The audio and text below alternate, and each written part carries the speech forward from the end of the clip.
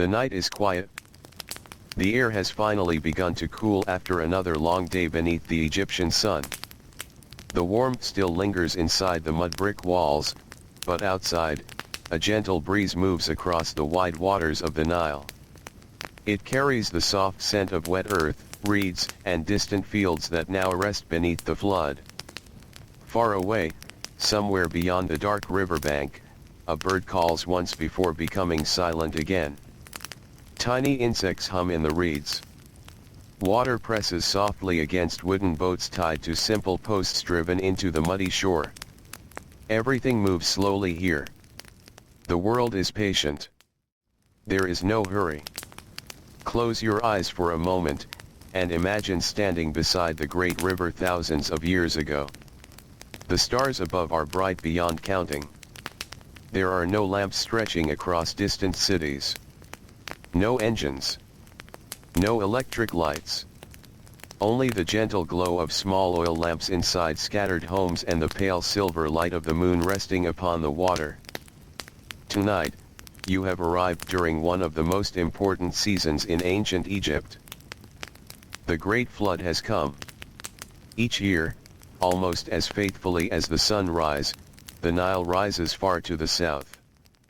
Rain falls in distant lands that many Egyptian farmers will never see. Those waters begin a long journey northward, carrying rich black soil that has traveled for hundreds of miles. Weeks later, the river slowly spreads across the valley. Fields disappear beneath calm water. Roads vanish. Boundary stones sink beneath the surface. Small islands become surrounded by quiet pools. What seems like destruction is actually a promise. The flood brings life. Without it, little would grow beneath the hot Egyptian sun. Without it, villages would struggle.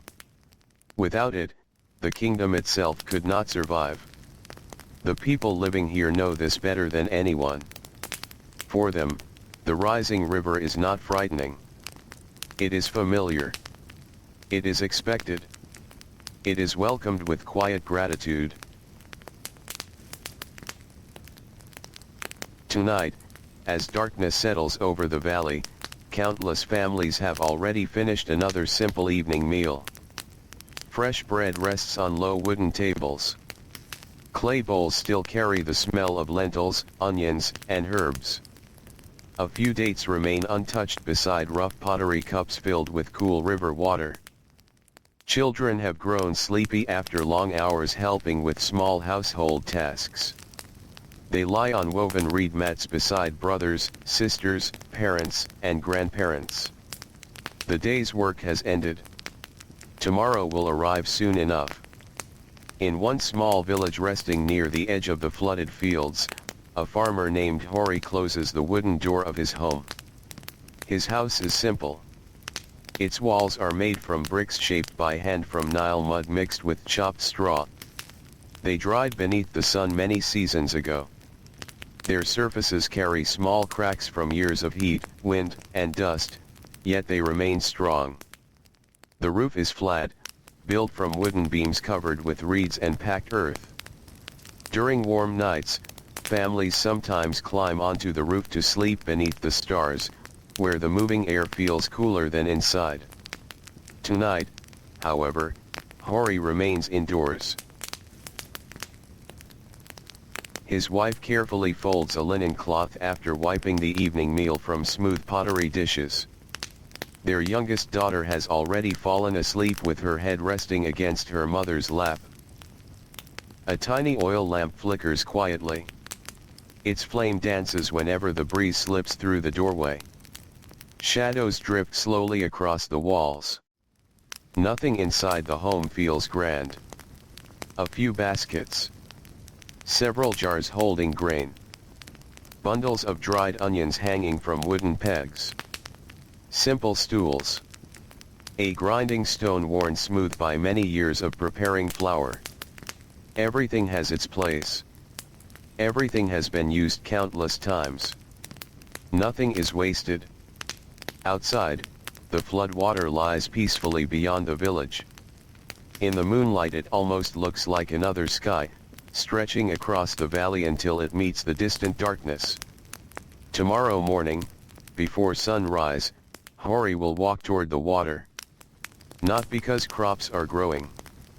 Not yet. The fields are still hidden beneath the flood. Instead, this season is filled with different kinds of work. Ancient Egyptian farming is never only about planting. There are canals to inspect, boats to repair, tools to sharpen, neighbors to help. Officials may arrive to measure water levels and record the progress of the flood. Scribes carrying wooden writing boards and reed pens carefully note each observation. Every number matters, because the height of the flood tells an important story. A high flood may promise abundant harvests. A lower flood may cause quiet worry. Too much water can also bring problems. The river must rise just enough. Nature follows no human schedule. The people wait patiently. Long before the first light reaches the eastern horizon, Hori awakens. The village is almost silent. He sits for a moment, listening. His wife still sleeps nearby. The children breathe slowly beneath thin linen coverings. Outside, somewhere beyond the doorway, a donkey shifts its weight and lets out a gentle sound before becoming quiet again. Hori stands carefully. His feet touch the cool packed earth floor. For a brief moment, the coolness feels pleasant before the day's heat begins its slow return. He washes his face with water stored inside a clay jar. The water is cool enough to wake him gently. His wife stirs and quietly begins preparing a simple morning meal. Fresh bread from yesterday. A few dates. Perhaps some beer brewed from barley, thick enough to provide both nourishment and drink. Breakfast is never rushed. It is small. Familiar. Enough to begin another day. Outside, the eastern sky slowly changes. Black becomes deep blue. Blue becomes soft gray. Birds hidden among papyrus reeds begin singing one by one. The village slowly wakes together. Doors open. Sandals scrape across packed earth. Neighbors greet one another with quiet voices. Smoke begins rising from outdoor ovens where women bake fresh bread before the heat becomes too strong. The smell drifts gently through narrow paths between homes. Warm grain. Wood smoke. Fresh dough. It is the smell of another ordinary morning. Hori walks toward the river carrying a wooden pole across his shoulder. Two empty baskets hang from each end. They sway gently as he walks. The path beneath his sandals feels familiar. Every stone has been crossed many times before. Every turn leads toward work. Along the way he passes fishermen preparing their small boats. Their nets have been carefully repaired during recent evenings. Each knot has been tied by patient hands. The flood changes fishing as well. New pools form across the valley. Fish move into places they could never reach during lower water. Experienced fishermen understand these changes without needing maps. They simply observe. They remember. Generation after generation has passed down quiet knowledge of the river. No books are needed. The Nile itself teaches those willing to watch. As dawn finally arrives, sunlight spreads slowly across the water. The flood glows like polished bronze. Tiny ripples catch the light before disappearing again. Somewhere in the distance, a group of ibis birds lifts into the sky. Their wings beat softly above the reeds. The day has begun. And with it begins another peaceful rhythm of life beside one of the world's greatest rivers. Hori reaches the edge of the flooded fields and pauses. There is little to do quickly. The flood itself decides the pace. He simply watches for a while. He studies the water's edge. Floating plants. Small changes in the current. The color of the muddy water. These quiet observations are part of farming just as much as planting seeds months from now. A careless farmer notices only today. A wise farmer notices tomorrow hidden inside today. The river rewards patience. So Hori waits. Not because he has nothing to do, but because careful watching is work of its own. The morning breeze brushes gently across the water, carrying with it the cool scent of fresh mud newly brought from lands far beyond the southern horizon. That rich dark soil drips unseen beneath the calm surface, settling little by little across fields that will soon become the heart of another growing season. No one standing here can watch each tiny grain sink through the water, yet everyone trusts that it is happening. They have seen its gifts all their lives. Each flood leaves behind a thin blanket of fertile earth, and from that quiet layer will come wheat, barley, vegetables, flax, and the food that fills homes throughout the valley. Nearby, another farmer arrives with his eldest son. Neither speaks very much. They nod to Hori with the easy understanding of neighbors who have worked beside one another for many years. Together they stand in comfortable silence, watching the slow movement of the river beneath the growing light of morning. There is no need to hurry the day.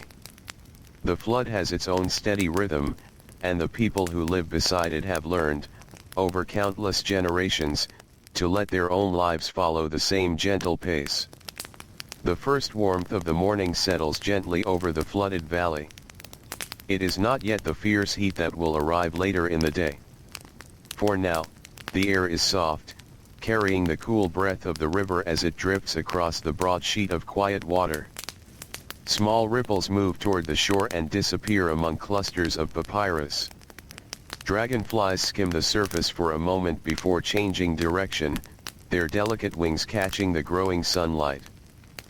Hori remains where he is, his feet planted firmly on the damp ground that only a few weeks ago had been dry farmland. Somewhere beneath the still water lie rows of fields that his family has tended for generations. The boundaries between one family's land and another's have disappeared beneath the flood. To a stranger, the valley might seem transformed into one great lake. But the farmers know what rests below. They carry a map inside their memories, shaped not by ink or stone but by years of careful work. As the light grows brighter, more people gather along the riverbank. Some have come to inspect the water. Others simply wish to begin the day beside the Nile before turning to other tasks. Quiet greetings pass between neighbors. There is no loud conversation. Voices remain low, blending with the gentle sounds of birds and water. One elderly farmer kneels near the edge of the flood. He reaches into the water with weathered hands and lifts a small amount of dark mud. Slowly he rubs it between his fingers. It is smooth, soft, rich with the fine silt carried from far upstream. He smiles almost without thinking. There is comfort in familiar things. Nearby, two young boys watch him with curious eyes. They are old enough to understand that the flood is important, but still too young to appreciate every small sign hidden within the water. Their grandfather notices them watching and quietly invites them closer. He lets each child touch the mud. It feels alive, one whispers. The old man nods gently. In its own way, he replies. No lesson follows. None is needed. The children will remember the feeling beneath their fingers long after they forget the words. This is how much knowledge travels through ancient Egypt. Not through long speeches. Not through written books for most people. But through quiet moments shared between generations. As the sun rises higher, the village behind them becomes busier. Thin columns of smoke rise from clay ovens where fresh bread bakes for the morning meal. The smell drifts slowly toward the river, mixing with the scent of damp earth. Women knead dough with practiced hands while speaking softly with neighbors. Children carry baskets, gather kindling, or fetch water from nearby jars.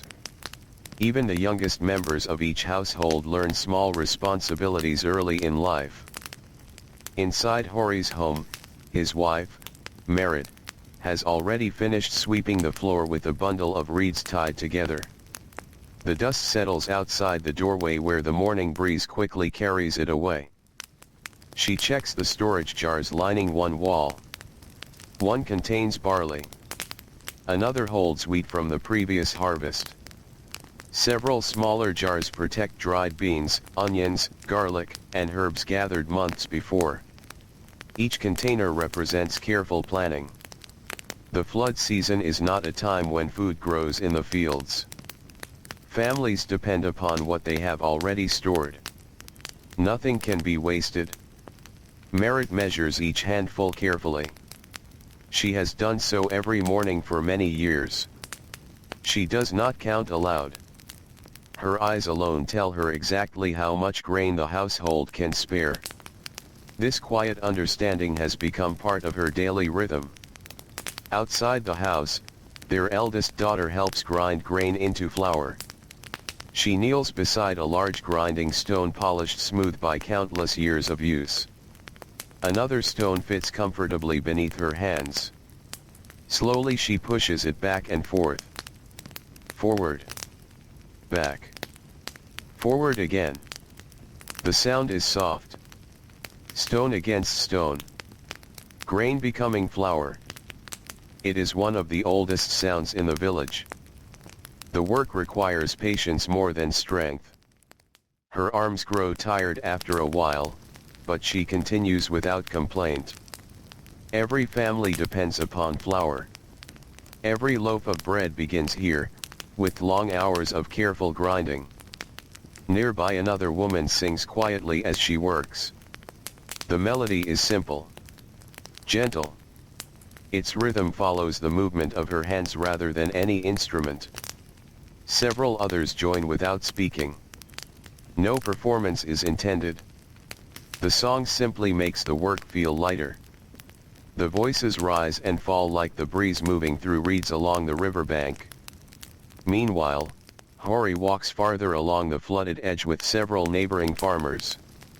They carry wooden poles marked with simple carvings. These are not tools for planting today. Instead, they help measure the changing water. The men pause at several familiar landmarks. One tree. A large stone. The remains of an old dock. Each serves as a quiet reminder of where the water stood in previous years. One farmer points toward a half-submerged bush. The water reached that branch 3 floods ago. Another nods thoughtfully. This year feels steady.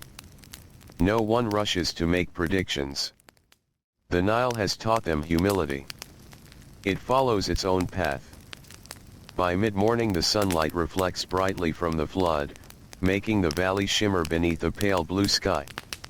Many people wrap light linen cloth around their heads to shield themselves from the growing heat. Sweat begins to gather across brows and shoulders. The work continues. Not hurried. Not slow. Simply steady. Near the village landing, several fishermen prepare to leave in narrow wooden boats. Each vessel has been carefully repaired during recent weeks while the flood slowly expanded across the valley. Fresh bundles of papyrus rope secure the nets. Wooden paddles rest neatly inside the boats. One fisherman named Beck lifts his youngest daughter into the vessel before stepping aboard himself. She is not old enough to help much. But today she wishes only to watch. The boat glides quietly away from shore. Water parts gently beneath its narrow hull. Soon they reach a flooded grove where fish often gather among submerged plants. Beck lowers his net with calm precision. There is no splash. Only a soft whisper as the woven fibers sink beneath the surface. Then comes the waiting. Fishing, like farming, often rewards patience. The little girl sits perfectly still beside her father. She watches tiny circles spread across the water where insects touch the surface. She notices birds standing motionless in the shallows. Everything here seems peaceful. Even time itself feels slower. Back in the village, several craftsmen have begun repairing farming tools that will be needed once the flood retreats. A carpenter shapes a new wooden handle for a hoe. Each shaving curls gently from the blade before falling to the floor. The scent of fresh wood fills his workshop. Nearby, a rope maker twists bundles of plant fibers together using practiced hands. His fingers move almost automatically. Twist. Pull. Tighten. Again.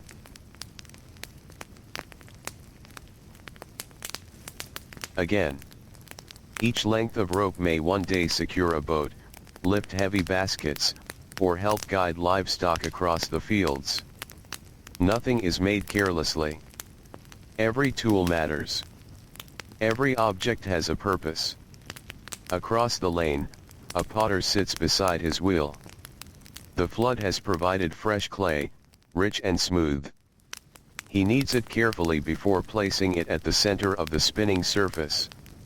His hands remain steady. The clay rises beneath gentle pressure. First a small bowl. Then a storage jar. Then another. The shapes appear almost effortlessly, though they are guided by years of quiet practice. Children often pause outside his workshop to watch. They stand silently, mesmerized by the spinning clay. The potter smiles but rarely interrupts his work. His hands never stop moving. By midday, the heat settles heavily across the village. Shadows shorten. The sunlight becomes bright enough that many people narrow their eyes as they walk. The air grows still. Even the birds seem quieter. This is the hour when work naturally slows. No one fights the heat. They understand it too well. Hori returns home carrying only a few notes in his memory. The water remains steady. The flood continues its slow work. That is enough for today. Merit serves a simple meal beneath the shade of a woven awning stretched beside their house. Bread. Onions. A small bowl of beans cooked slowly with herbs. Fresh cucumbers from the last harvest. Cool water stored inside porous clay jars. The jars sweat gently in the heat, allowing evaporation to cool the water inside. Every sip feels refreshing. The family eats quietly. No one speaks very much. The warmth of the day encourages silence. After the meal, Hori leans against the shaded wall. His youngest son curls beside him, already drifting toward sleep. Across the village similar scenes unfold. Workers rest beneath trees. Craftsmen pause inside shaded workshops. Donkeys stand motionless. Even the dogs seek patches of cool earth beneath carts. For a little while, the village seems wrapped in stillness. Only distant insects continue their gentle song. The flood glitters beyond the homes, reflecting the brilliant afternoon sky. It does not hurry. It asks nothing from the people except trust. Soon enough the waters will begin their slow retreat. The rich black earth will appear once more. Seeds will be planted. The long growing season will begin again. But that time has not yet arrived. For now, the valley rests beneath its blanket of water, and the people rest with it, allowing the quiet rhythm of the Nile to guide another peaceful day in ancient Egypt. The afternoon passes almost without anyone noticing. The bright sun hangs high above the valley, filling the sky with a pale blue light that seems to soften the edges of everything below. Heat rises gently from the packed earth between the houses. The mud brick walls, warmed throughout the morning, hold the day's warmth like quiet companions. Even the smallest breeze feels welcome as it slips through narrow alleys and open doorways. The Nile continues its slow journey north. It does not hurry. It does not pause. It simply flows, as it has for countless generations. Along its wide banks, life moves with the same steady rhythm. Hori opens his eyes after a short afternoon rest. He has not slept deeply, only enough to let his tired muscles grow lighter. His youngest son still sleeps nearby, one small hand resting against his father's arm. Merit smiles softly before lifting the child into the cooler shade inside the house. Outside, voices slowly begin to return. Someone laughs quietly. A wooden door opens.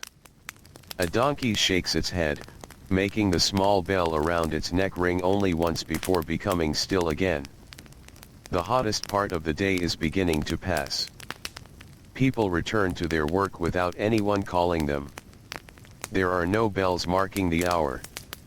No clocks hanging on walls. The changing light tells everyone what time it is. The sun is their companion. Its position guides each day. Hori walks once more toward the river, this time carrying only a walking stick carved from tamarisk wood. It is smooth beneath his hand, polished by many years of use. The path has become familiar enough that he barely thinks about each step. He notices instead the small things around him. A lizard resting on a warm stone. Tiny yellow flowers growing beside a patch of reeds.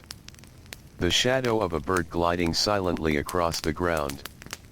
Farther ahead, several women kneel beside the river washing linen cloth.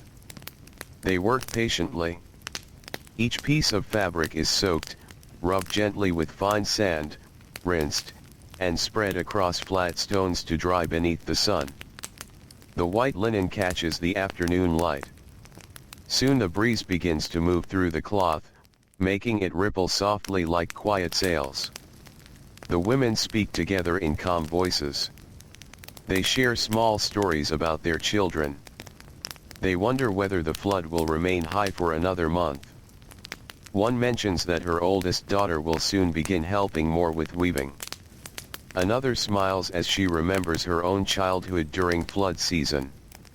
Their conversation drifts as gently as the breeze. Nearby, several older children splash carefully in the shallow edge of the flood where adults can easily watch them. Their parents allow them to play for a short while. The children laugh quietly as they chase small fish trapped among the reeds. Sometimes they catch one with their hands. Most of the time the fish slips away. No one seems disappointed. The game itself is enough. Watching them, Hori cannot help smiling. He remembers doing the same many years ago. The river has watched countless children grow into adults. Generation follows generation. Faces change. The Nile remains. Across the flooded valley, a narrow wooden boat appears from around a bend in the river. Its single square sail hangs loosely because the wind is light today. Instead, two men use long poles to guide the boat through the calm water. The vessel carries clay jars filled with oil from another village farther south. The journey is slow. No one aboard seems impatient. Travel along the Nile often takes time. The river decides the pace. As the boat reaches the village landing, several merchants step forward to greet the travelers. Trade continues even during flood season. Perhaps especially during flood season. With fields resting beneath water, many people have more time to repair homes, exchange goods, or prepare for the months ahead. One merchant carefully unwraps bundles of woven baskets. Another offers small pieces of copper shaped into simple tools. A woman arrives carrying beautifully woven linen cloth folded neatly across her arms. She has spent many evenings weaving while the day's heat slowly faded. Her fingers know the loom so well that they seem to move without thought. Thread passes over thread. Back and forth. Again and again. Hours become days. Days become cloth.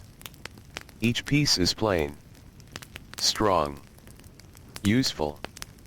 Beauty here often comes from careful work rather than decoration. Near the center of the village stands a small open shelter where several scribes have gathered. Unlike the farmers, their hands remain clean. Unlike the fishermen, they carry no nets. Their tools are simple. Reed pens. Small cakes of black and red ink. Sheets of papyrus carefully rolled and protected from dust. One young apprentice sits quietly beside an older scribe. His brow is furrowed with concentration. The older man slowly demonstrates each sign. Every line must be steady. Every symbol must be clear. Mistakes are difficult to erase. The apprentice dips his pen carefully into black ink. His hand trembles just enough for the older scribe to notice. There is no need to rush, the teacher says gently. The signs have waited thousands of years. The boy smiles with quiet relief. He tries again. This time the line is straighter. Learning takes patience. No one expects perfection in a single afternoon. The older scribe remembers making the very same mistakes when he was young. Outside the shelter, life continues without interruption. The smell of fresh bread drifts once again through the village. Another batch has finished baking inside a rounded clay oven. A young woman carefully removes each loaf using a long wooden paddle. Steam rises gently into the afternoon air. The crust is firm. The inside remains soft. Nearby, an elderly man carries several loaves home wrapped inside clean linen. His steps are slow. His back bends slightly with age. Yet each morning he still walks through the village greeting nearly everyone he meets. Children wave to him. He always waves back. No one seems to remember when he first became old. It simply happened little by little, like the wearing smooth of stones beside the river. As the afternoon light begins its slow journey toward evening, the shadows grow longer. Palm trees stretch graceful shapes across the ground. The air cools almost too slowly to notice. Birds become more active again. Their songs return from hidden places among reeds and branches. Hori reaches a place where the floodwater has covered an old path leading toward the fields. Only the tops of several marker stones remain visible. He pauses there. The water is perfectly still. Looking down, he can almost imagine the rows of earth sleeping beneath the surface. Somewhere below lie seeds from forgotten harvests. Tiny roots. Broken stalks. Footprints washed away by the flood. Everything waits quietly. Nothing is wasted. The river takes what has finished its work and gently prepares the land for another beginning. A soft breeze crosses the water. Small circles spread outward where a fish briefly touches the surface before disappearing again. The silence feels comforting.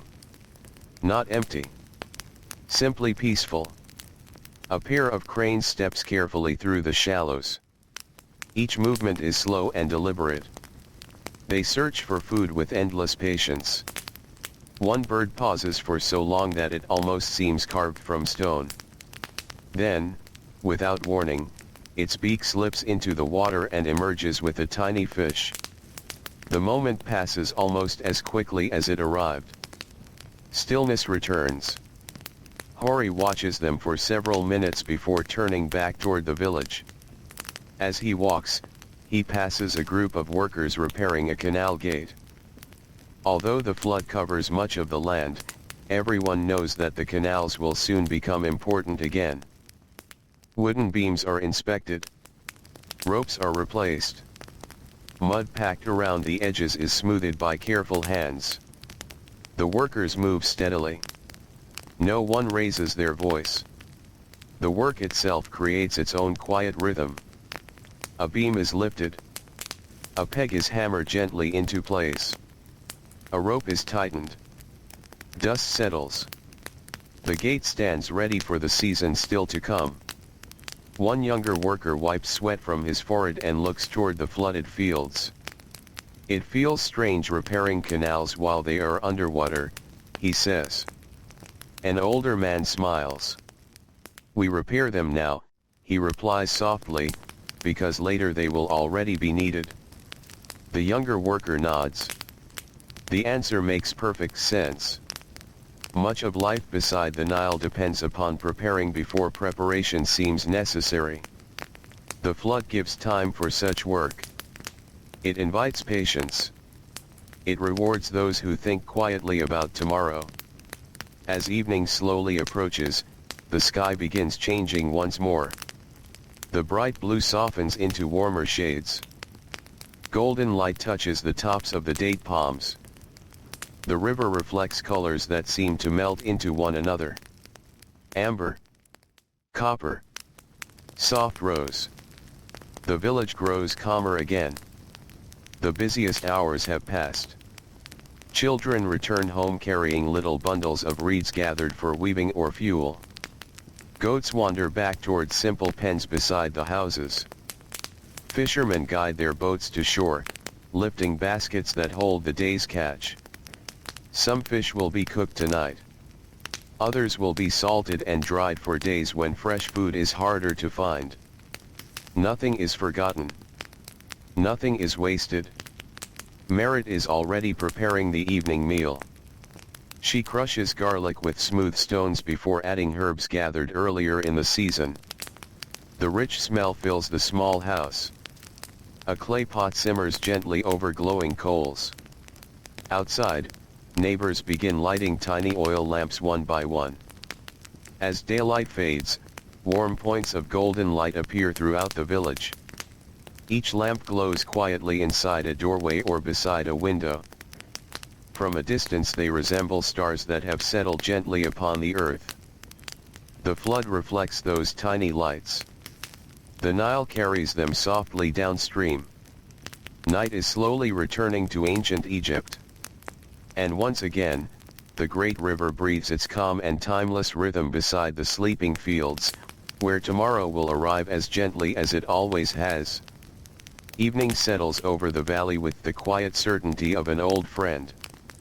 The last warmth of the sun lingers on the mud brick walls, but the air has begun to soften. A gentle breeze moves across the flooded fields, carrying with it the cool scent of water and dark river mud. The reeds along the shoreline sway together, their whisper so faint that it almost disappears beneath the steady chorus of insects welcoming the night. The sky changes slowly. The bright gold of late afternoon fades into soft shades of amber, then pale violet, until the first stars quietly appear above the eastern horizon. No one rushes indoors. The evening is one of the gentlest moments of the day. After many hours beneath the sun, families welcome the cooler air. Children linger outside a little longer while their parents finish the last small tasks before darkness settles across the village. Hori sits on a low wooden stool outside his home. His hands rest upon his knees. They are strong hands. The skin across his palms is thick from years of holding wooden tools, carrying heavy baskets, and guiding animals through fields. Fine lines of dried mud remain beneath his fingernails despite washing them in the river earlier that afternoon. These hands tell their own story. Every scar has been earned slowly. Every rough patch has come from seasons of quiet labor. Merit kneels beside the clay oven, checking the evening meal. The fire has become little more than glowing coals. She adjusts the pot only slightly before placing its lid back into position. There is no hurry. The food has cooked slowly for hours. It fills the air with the comforting smell of onions, herbs, lentils, and freshly baked bread. The scent drifts into the narrow lane outside their home. Several neighbors smile as they pass. Every household has its own familiar smells during the evening. Some prepare fish caught earlier that day. Others roast vegetables saved from the last harvest. A few grind fresh herbs whose fragrance lingers in the cooling air. The village feels peaceful. The work of the day has gently given way to the quiet comfort of night. Across the lane, an elderly woman sits beneath the shade of a date palm, carefully weaving a basket from strips of papyrus. Her fingers move without hesitation. She hardly needs to look at her work. The pattern lives inside her memory.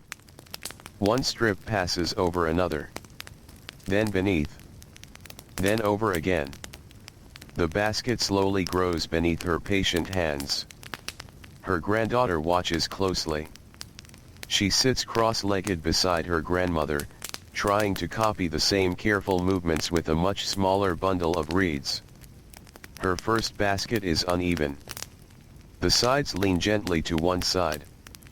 Several strips slip loose before she notices. She sighs quietly. The old woman smiles. She does not take the basket away. Instead, she gently guides the little girl's fingers back into place. "There," she says softly. "Now let the reeds find each other." The child nods. She tries again. The evening grows a little quieter. A flock of white birds glides low across the flooded fields before disappearing into the reeds. Somewhere beyond the village, frogs begin calling to one another from hidden pools left by the flood. Their voices rise and fall together like distant music. The Nile reflects the deepening colors of the sky. Its surface has become almost perfectly smooth. Only the smallest ripples spread outward where fish rise for a brief moment before slipping beneath the water once more. Hori stands and begins walking toward the river. He makes this walk almost every evening. Not because there is work waiting. Simply because he enjoys watching the light fade across the water. The path feels cooler beneath his sandals now. Dust that seemed dry and hot only hours before has begun releasing the warmth it gathered throughout the day. Several neighbors walk the same direction. No one planned to meet. Still, they naturally gather along the familiar trail leading toward the riverbank. One man carries a small clay jug filled with cool water. Another balances a bundle of fishing nets across one shoulder. Two brothers walk side by side, speaking quietly about repairing part of their roof before the planting season begins. The conversation drifts easily. No subject feels urgent. Life here has taught everyone patience. The river rarely rewards those who hurry. At the water's edge, several fishermen have returned from the flooded marshes. They pull their boats gently onto the muddy bank. The boats are narrow and weathered, their wood darkened by years of river water and bright sunlight. Each scratch along the sides tells of another season. Another journey. Another quiet morning upon the Nile. Beck steps carefully from his boat carrying a woven basket. Inside, silver fish rest upon damp reeds. They shimmer softly in the fading light. His daughter climbs out behind him, proudly carrying a much smaller basket with only 2 fish inside. She smiles as though she has caught the entire river. Beck kneels beside her. "You watched carefully today," he says. She nods. "I learned where the birds stand." Beck smiles. "The birds often know before we do." She looks back toward the reeds where several herons still wait in complete stillness. Perhaps tomorrow she will watch them even more closely. Knowledge grows this way. One quiet afternoon after another. No lesson feels hurried. No skill appears all at once. The river teaches slowly. As twilight deepens, the village becomes wrapped in a gentle blue light. Oil lamps begin glowing inside nearly every home. The tiny flames flicker softly through open doorways. Their warm light spills onto the packed earth outside. Children gather near their parents. The youngest rests sleepily against familiar shoulders. Long days filled with simple work often bring early bedtimes. Their eyelids grow heavy without anyone asking them to sleep. Merit calls softly to her family. The evening meal is ready. Everyone gathers together on woven reed mats spread across the floor. The house is modest. Its walls are cool now after the heat of the afternoon. The little oil lamp standing near one corner fills the room with gentle golden light. Shadows move quietly across the ceiling. The family shares thick lentil stew, warm bread still carrying the scent of the clay oven, fresh onions, and small pieces of salted fish from the previous week's catch. No one eats quickly. Meals are moments of rest. Moments to breathe. To listen. To simply be together. Outside, voices from neighboring homes drip gently through the open doorway. Some families sing quietly. Others tell familiar stories. Not stories filled with battles or great adventures. Instead, they speak of grandparents, good harvests from long ago, unusually high floods remembered by the oldest villagers, or funny things children said while learning to grind grain or feed goats. The stories have been told many times before. No one minds. Familiar stories become comforting with each telling. Hori finishes his meal and carries his small cup outside. He fills it from a clay jar standing beneath the evening breeze. The water is cool. The porous walls of the jar have allowed tiny amounts of moisture to slowly evaporate throughout the day. It is a simple gift. A welcome one after hours beneath the sun. Nearby, an old neighbor named Painasi sits outside his own home watching the stars appear. His beard has turned almost completely white. His back bends slightly when he stands. Yet his eyes remain bright. He notices Hori looking upward. The sky is clear tonight, Painasi says. Hori nods. There will be many stars. The old man smiles. There always are. For several moments neither speaks. There is no need. Silence is comfortable between old neighbors. Above them, the heavens slowly fill with countless points of light. The Milky Way stretches softly across the darkness like a pale river flowing above the Nile below. Children often imagine that both rivers somehow belong together. One across the earth. One across the sky. As night grows deeper, the sounds of work disappear completely. No more grinding stones. No more wooden hammers. No more voices calling across workshops. Instead, crickets sing from hidden places. The reeds whisper whenever the breeze returns.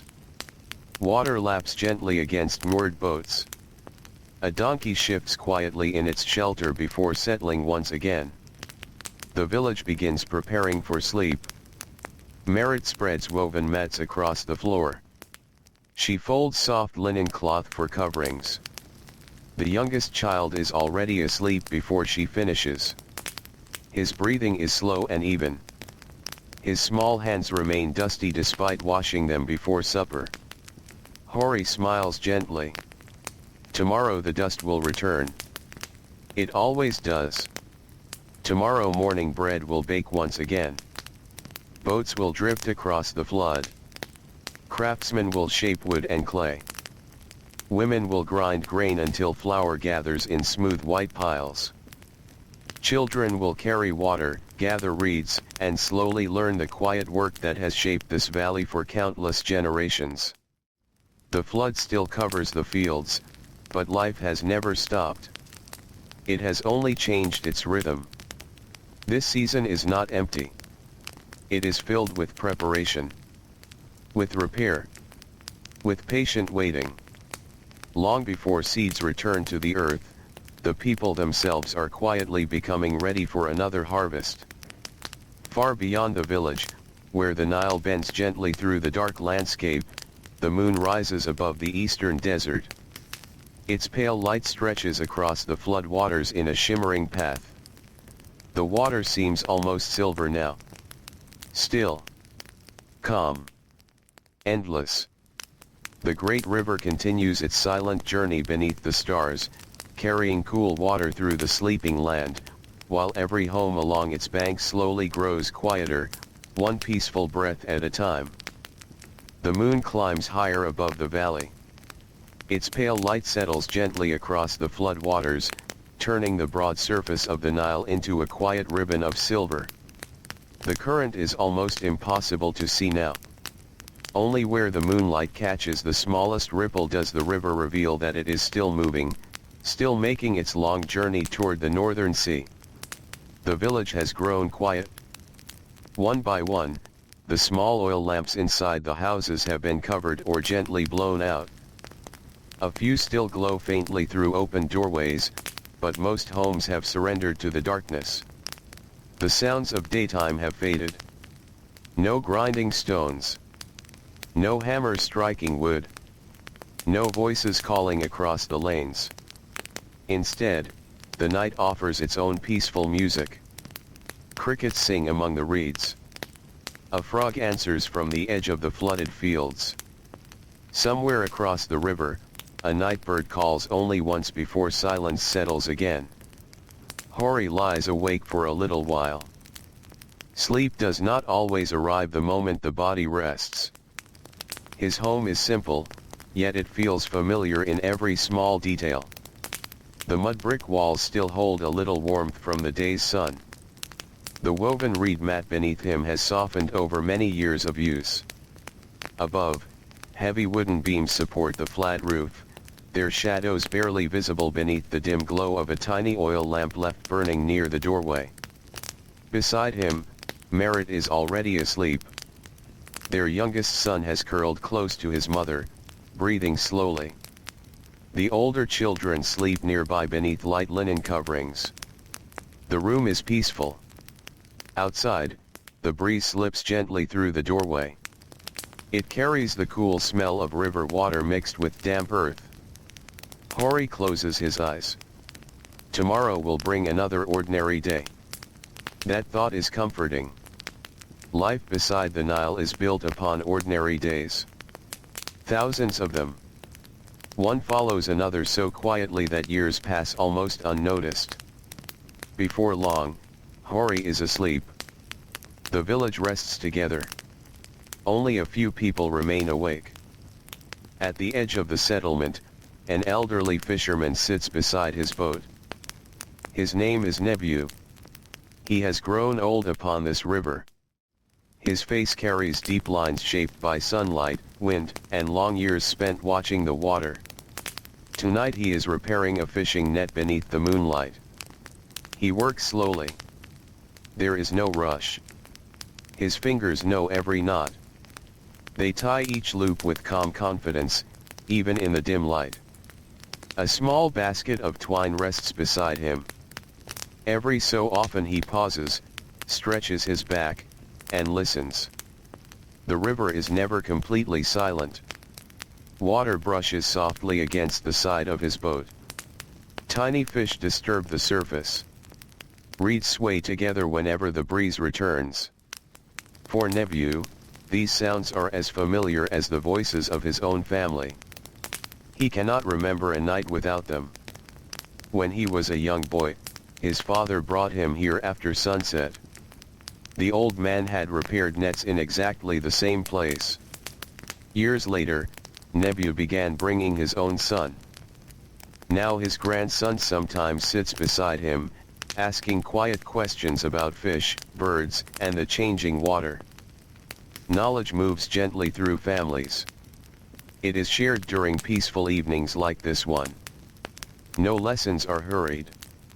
No voices are raised. Time itself becomes the teacher. Farther down the riverbank, a pair of watchmen walk slowly along the village paths. They carry simple staffs and small oil lamps. Their task is not difficult. The village is safe. Most nights they see little more than wandering goats or stray dogs searching for scraps of food. Still, someone must remain awake while others sleep. The two men speak quietly. They stop now and then to look toward the river. Everything appears calm. Satisfied, they continue walking. Their sandals make soft sounds against the packed earth. After they pass, silence returns. Beyond the village, the flooded fields stretch outward beneath the moon. They no longer resemble farmland. Instead they seem like countless small lakes joined together beneath the stars. Only the tops of date palms and clusters of papyrus rise above the water. The rest of the valley sleeps beneath its blanket of flood water. Beneath that quiet surface, rich black silt continues settling onto the earth. Tiny grains drip downward almost too slowly to imagine. Hour after hour. Night after night. Layer upon layer. The river is quietly preparing the next harvest while everyone sleeps. No farmer watches this work. No scribe records each grain. Nature asks for no audience. It simply continues. The moonlight reflects from the flooded fields until they seem to glow from within. A gentle mist begins forming over the cooler water. It hangs low across the valley, softening every outline. Palm trees appear almost like dark paintings against the bright sky. The world feels hushed. Peaceful. Timeless. Inside another home near the center of the village, a young mother wakes briefly. Her baby has begun stirring. Without fully opening her eyes, she gently lifts the child into her arms. The little one settles almost immediately. She hums a quiet melody barely louder than a whisper. It has no beginning. No ending. The tune has likely been sung by mothers beside the Nile for generations beyond counting. The child sleeps again. The mother smiles softly. Soon she returns to sleep herself. Outside, the stars continue their slow journey across the heavens. The oldest people in the village know many of these stars well. They have watched them through every season. Certain stars appear before the flood. Others rise during planting. Others shine brightest when the harvest is near. The night sky quietly marks the passing of the year. There are no calendars hanging inside these homes. Instead, memory and careful observation guide daily life. The heavens become another trusted companion. Hours pass unnoticed. The moon begins its slow descent toward the western horizon. The darkness changes almost imperceptibly. It becomes thinner. Gentler. Somewhere beyond the eastern desert, morning is preparing to return. Before the first hint of light appears, the birds awaken. Not all at once. One small song begins from a palm tree. Several moments later another bird answers from the reeds. Gradually the valley fills with soft calls. The river reflects the fading stars. Their light grows weaker with every passing minute. Inside Hori's home, Merit is the first to wake. She remains still for a moment, listening. The familiar sounds tell her everything. The birds have begun singing. The air feels cooler than it will later. The village is still mostly asleep. It is time to begin another day. She rises quietly so as not to wake the children. Her feet touch the cool earthen floor. The house feels peaceful in the moments before dawn. She steps outside carrying a clay jar. The morning air brushes gently across her face.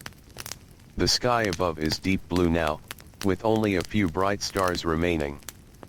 Nearby, smoke has not yet begun rising from the ovens. The lanes remain empty. This quiet hour belongs to those who wake first. Merit walks toward the community well where several large jars are kept. Another woman arrives at nearly the same moment. They greet one another with warm smiles. Neither speaks loudly. Morning always seems to invite gentle voices. Together they fill their jars. The water splashes softly against the clay. The jars become heavier with every moment.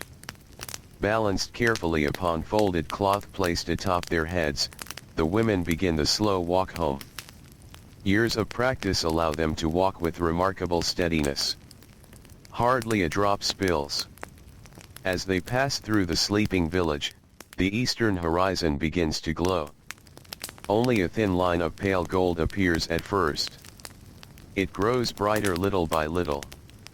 Night slowly releases its hold upon the valley. One house after another begins to stir. Doors open. Someone coughs softly. A rooster announces the coming day. A donkey shakes its mane. The peaceful rhythm begins again. Hori steps outside and stretches his tired shoulders. The coolness of dawn feels refreshing after the warm night. He breathes deeply. The night is quiet. The scent of fresh water mixes with smoke from the first cooking fires. Already, someone nearby has begun baking bread. The familiar aroma drifts through the village, warm and comforting. It reminds everyone that another ordinary day has arrived. Children begin rubbing sleep from their eyes. One little boy carries a bundle of firewood almost as large as himself. His older sister laughs gently and helps steady the load without saying a word. Across the lane, an elderly man sweeps the ground before his doorway with a reed broom. Dust rises briefly before settling once more. Every morning begins with small acts of care. The village stays clean because every family quietly tends to its own little corner. No task seems too ordinary. Even sweeping the ground becomes part of the rhythm of life. As sunlight finally reaches the tops of the date palms, golden rays spread across the flooded valley. The water awakens with light. Silver becomes gold. Mist lifts slowly into the warming air.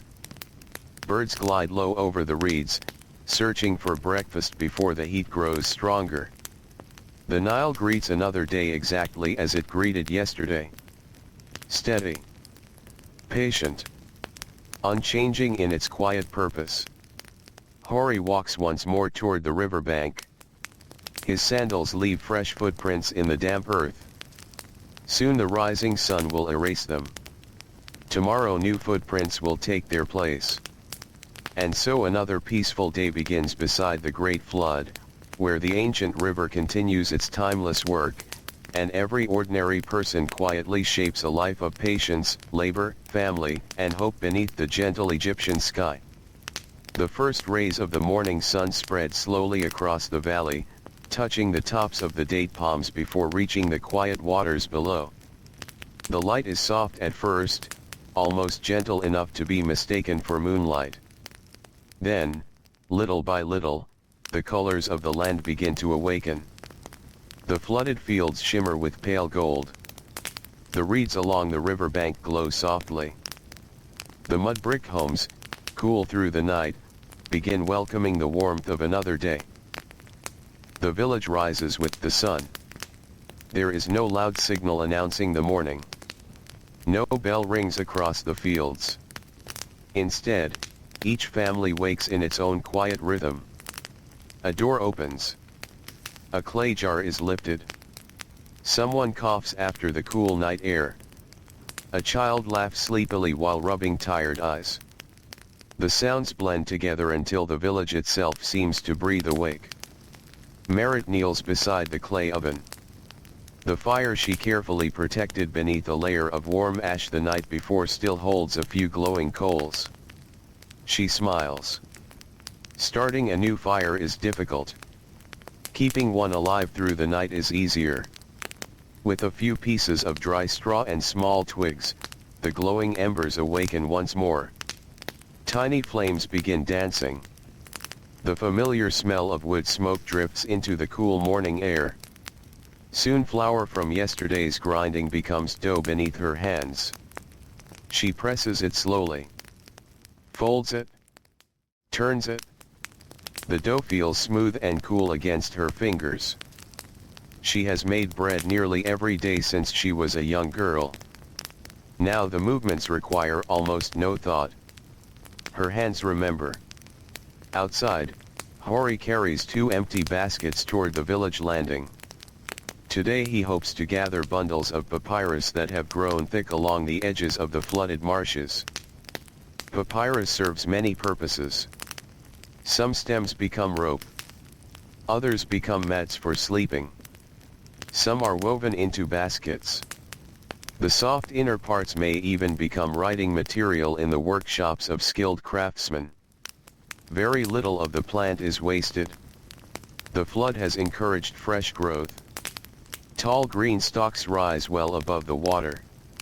Their feathery tops sway gently together whenever the breeze passes through. Along the path, Hori meets his neighbor Mena. Mena is younger by several years, though the sun has already left its mark across his face. His shoulders are broad from lifting heavy loads during every season. He carries a sharp bronze knife tucked carefully into his belt. Going to the marsh? Mena asks quietly. Hori nods. The papyrus looks ready. I'll join you. Together they continue walking. Their sandals leave faint marks in the soft earth. Neither man feels the need to fill the silence with constant conversation. They have worked beside one another through many flood seasons. Friendship here often lives comfortably inside long moments of quiet. As they reach the edge of the marsh, morning birds scatter gently into the sky. Their wings make only the lightest sound. The water reaches nearly to the men's knees. It feels pleasantly cool after the warmth already gathering beneath the rising sun. Each man chooses a cluster of tall papyrus. The bronze blades move carefully through the thick stems. Slice. Lift. Lay the bundle together. Again. The work follows a peaceful rhythm. Soon neat bundles begin forming along the narrow strip of dry ground beside the marsh. Freshly cut papyrus has a clean, green scent. It mixes with the smell of wet mud and quiet water. Dragonflies drip lazily above the reeds. Small fish dart between submerged stems. Somewhere nearby a turtle slips silently beneath the surface. Life fills every corner of the floodplain. Not loudly. Not dramatically. Simply, steadily. After some time, the sun climbs a little higher. The breeze softens. The warmth begins settling across the marsh. Mena wipes his forehead with a strip of linen. It will be hot today, he says. Hori smiles. It usually is. Both men laugh softly. There is comfort in familiar weather. The seasons follow their own dependable path. The flood arrives. The flood leaves. Seeds are planted. Harvest follows. Then the river rises once more. The cycle has repeated longer than anyone can remember. Back in the village, the first loaves of bread are leaving the ovens. Children carry them carefully inside woven baskets lined with linen cloth. The fresh crust crackles quietly while cooling. Warm steam escapes into the morning air. The smell spreads through every lane. Even those already eating breakfast pause for a moment to enjoy the familiar aroma. Nearby, an old baker named Did rests briefly outside his oven. His face glows from the heat. Sweat gathers beneath the edge of his linen head covering. He has stood beside hot ovens nearly every morning for more than 40 years. His arms have grown strong from lifting heavy trays of dough. His hands bear tiny white scars where sparks once landed many seasons ago. A young apprentice watches carefully. The boy has only recently begun helping. Everything still feels new. He worries each loaf will burn. Didu notices the concern.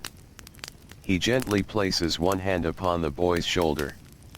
The bread tells you when it is ready. The apprentice looks puzzled. How? Didu smiles. You watch the color. He points toward one loaf. You listen. The boy leans closer.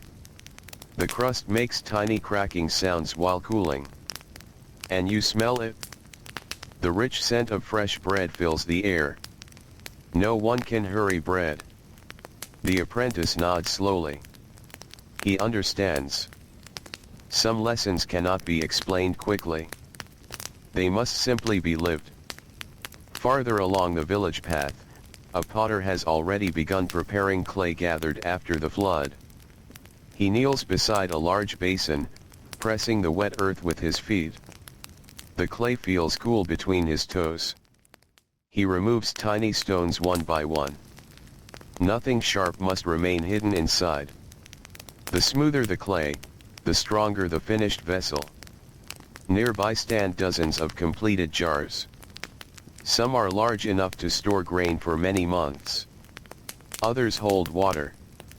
Some will carry beer brewed from barley. Others will protect precious oil from the heat. Every household depends upon these simple vessels. Without them, daily life would become much harder. The potter's daughter helps by carrying finished pieces into the sunlight. There they will dry before entering the kiln. She moves carefully. Each jar is valuable. If one slips from her hands, many hours of work would disappear in a single moment. She places every vessel gently upon the ground. Then steps back to admire the growing rows. The morning sun warms the clay. Little by little, moisture leaves its surface. The village itself seems busy now. Yet nothing feels rushed. Each person works at a pace that can be sustained through the long day. The baker cannot hurry bread. The potter cannot hurry drying clay. The fisherman cannot hurry fish. The farmer cannot hurry the river. Patience lives inside nearly every task. Near the center of the settlement, several elderly men sit beneath the broad shade of a sycamore fig tree. The tree is old.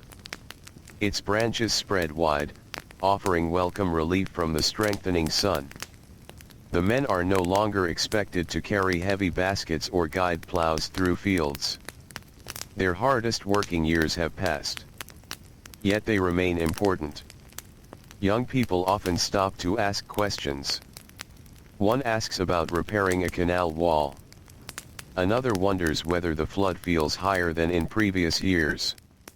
The oldest man closes his eyes for a moment before answering. I remember a flood when I was no older than you. His voice is slow. The water reached halfway up that palm tree. He points toward a tree standing near the river. The younger villagers turn to look. It stayed for many weeks. What happened then? Someone asks. The old man smiles. We waited. His answer brings quiet laughter. Then he continues. The river teaches waiting better than any person. The group falls silent again. The shade beneath the sycamore feels cool. A breeze stirs the leaves overhead. Small patches of sunlight dance gently across the ground. Time seems almost to slow beneath that ancient tree. As the morning continues, a pair of oxen walk steadily along one of the higher paths that remain above the floodwaters. They are large animals with broad shoulders and calm eyes. Though they cannot yet plow the submerged fields, they still require daily care. Their owner brushes dust from their coats using bundles of dried grass. He checks their hooves carefully. Healthy animals will be needed once planting season arrives. The oxen stand quietly. Every so often one flicks its tail at a persistent fly. Otherwise they seem content simply standing in the morning warmth. A young boy watches his father work. He reaches out carefully to stroke one animal's neck. The ox turns its head slightly but remains perfectly calm. Its breathing is slow. Warm. Steady. The boy smiles. Perhaps one day these same animals will help him prepare his own fields. For now, he simply enjoys their gentle company. Beyond the village, the flood water continues reflecting the brightening sky. Boats move quietly between small islands of reeds. Fishermen lift their nets with practiced hands. Women gather water lilies growing near the edges of calm pools. White blossoms open wide beneath the sunlight. Their fragrance is faint but sweet. Several blossoms will be carried home and placed inside simple pottery bowls filled with cool water. Even ordinary homes sometimes welcome small touches of beauty. The people of the Nile understand that beauty need not be grand.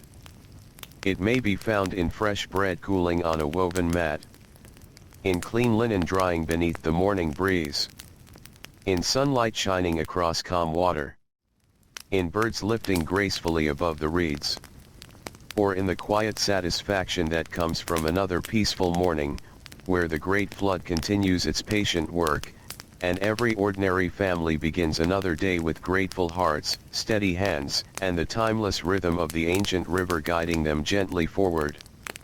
The morning grows older almost without anyone noticing.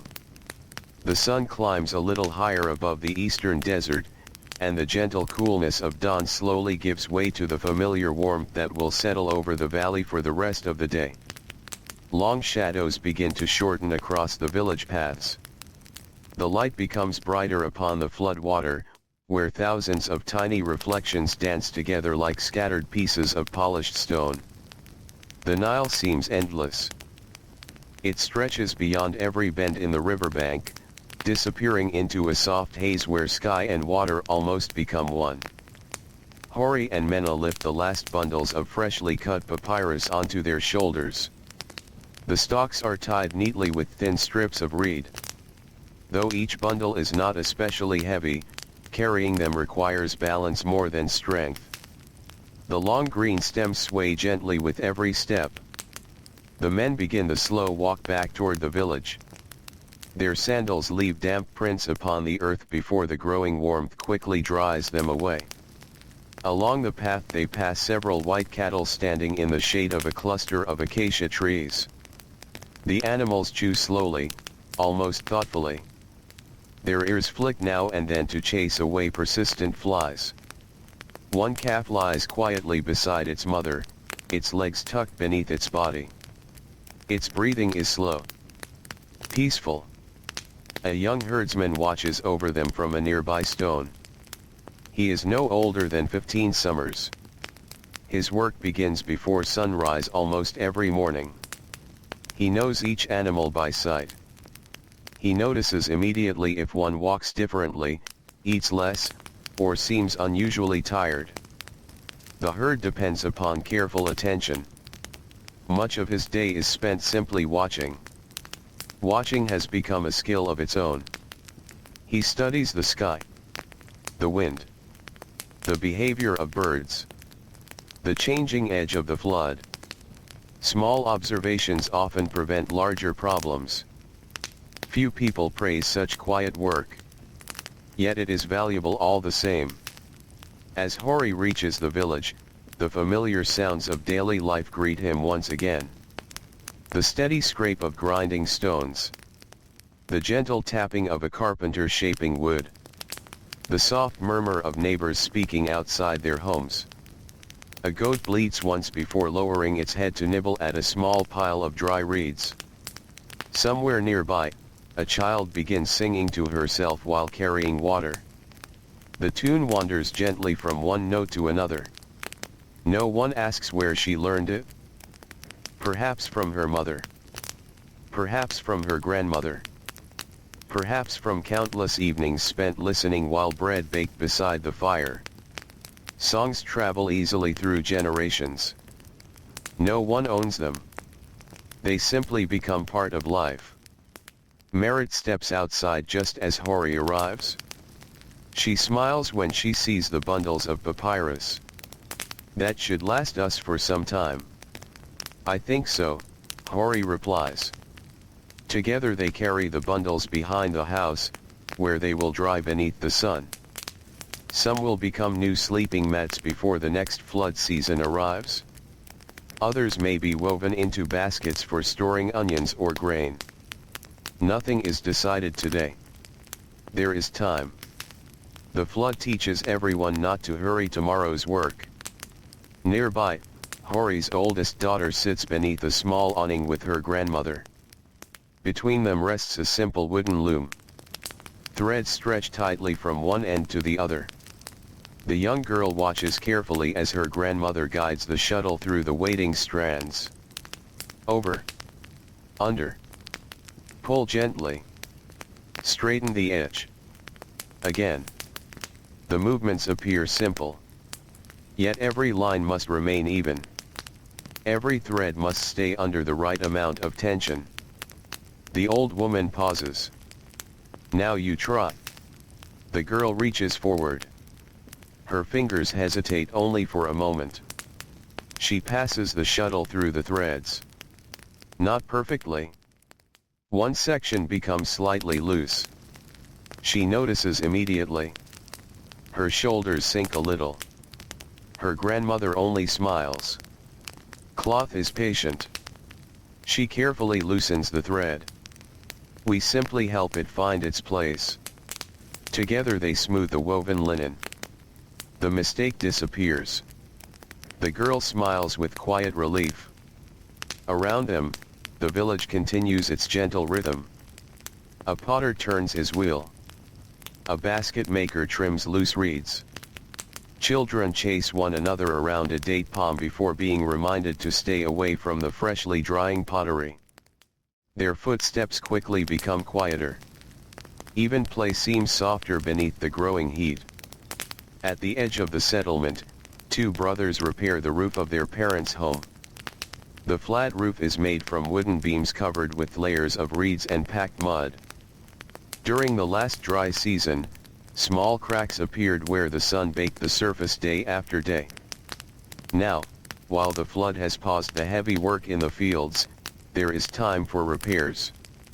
One brother mixes fresh mud with chopped straw. The other spreads it carefully across the roof using smooth wooden paddles. The wet mixture feels cool beneath their hands. As it dries over the coming days, it will become firm once more. Their father stands below, occasionally offering quiet advice. That corner needs a little more. The younger brother nods. He adds another handful. The work is slow. Careful. When they finish, the roof looks almost unchanged. That is the sign of good repair. Nothing draws attention to itself. It simply continues serving the family for another season. Farther down the lane, a young woman carries a clay water jar toward the river. Balanced upon a folded linen cloth resting on her head, the jar hardly seems to move. Her steps are steady. Measured. She has practiced this walk since childhood. The path slopes gently toward the landing where several women have already gathered. They greet one another warmly.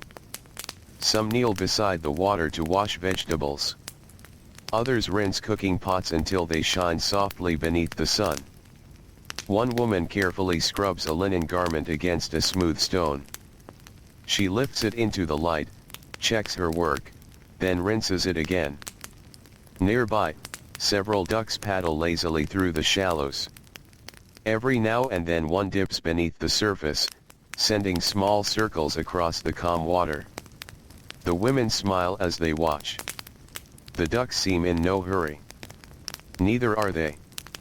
The work will be finished when it is finished. The river has always rewarded steady hands more than hurried ones.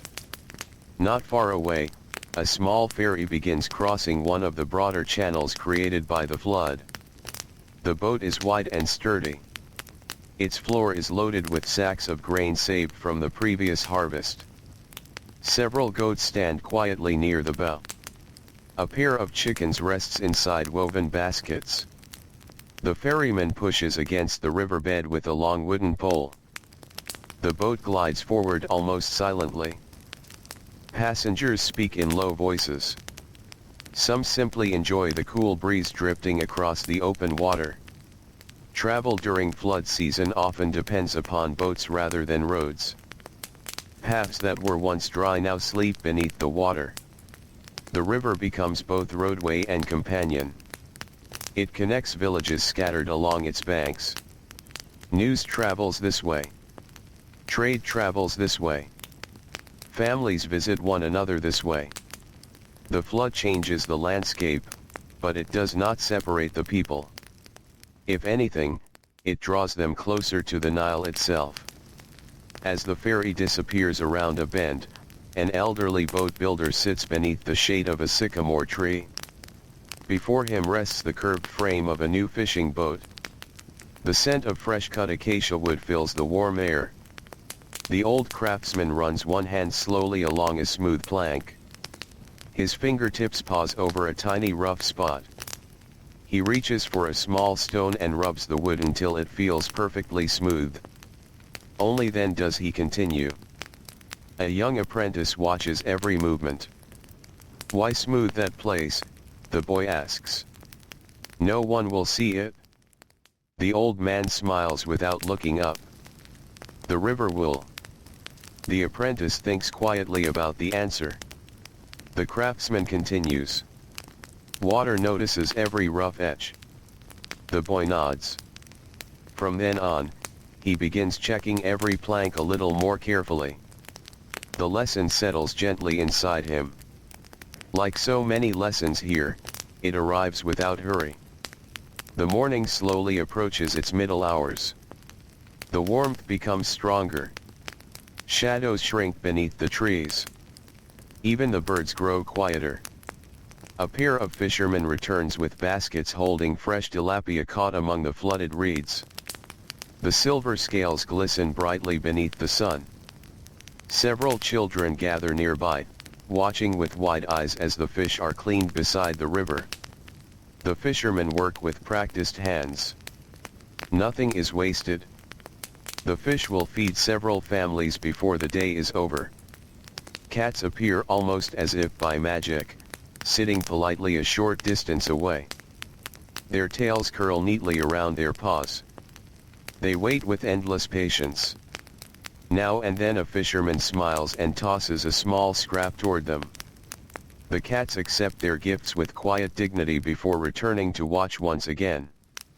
The scent of fresh fish mingles with the clean smell of river water. A breeze carries both across the village.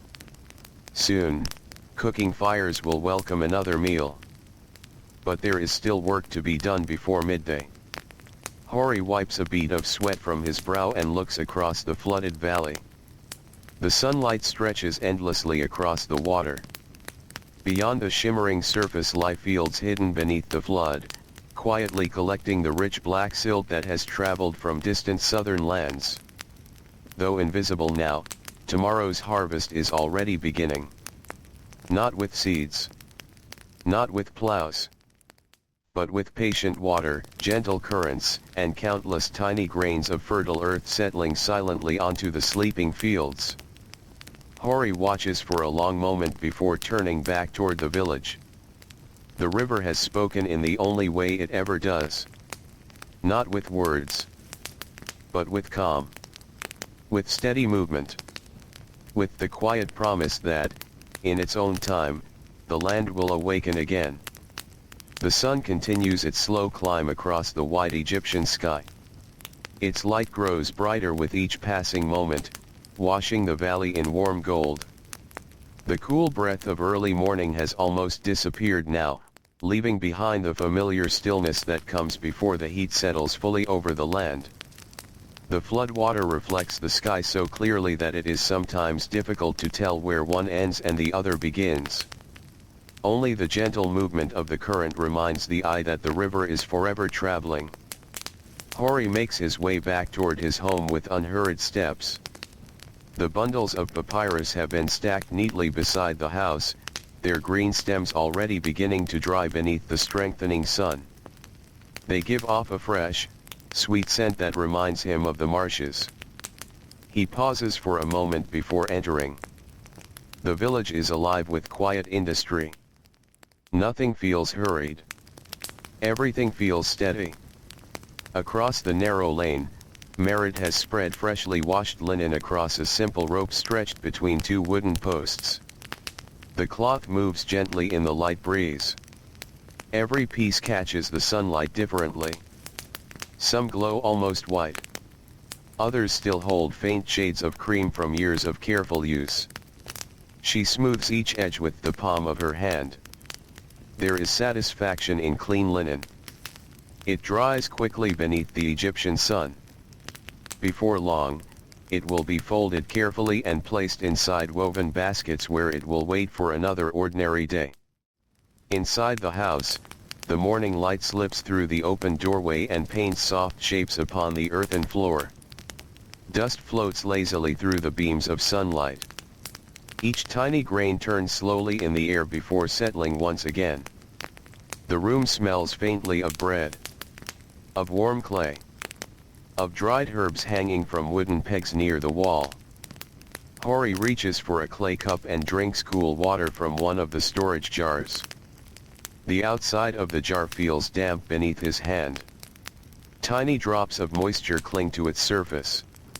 Even after countless summers, he still appreciates this simple comfort. The cool water eases the warmth already gathering inside the day. Nearby, his youngest son has found endless amusement in a small toy carved from wood. It is only a little bird with wheels beneath its feet. The paint that once covered it has long since faded. One wheel leans slightly. Yet to the child it is perfect. He pulls it slowly across the smooth floor using a piece of braided string. The little wheels make a soft clicking sound over the packed earth. Again. And again. Each journey across the room seems just as exciting as the last. Merritt smiles as she watches him. Children have always found happiness in simple things. A smooth stone. A carved animal. A bundle of reeds tied together into a doll.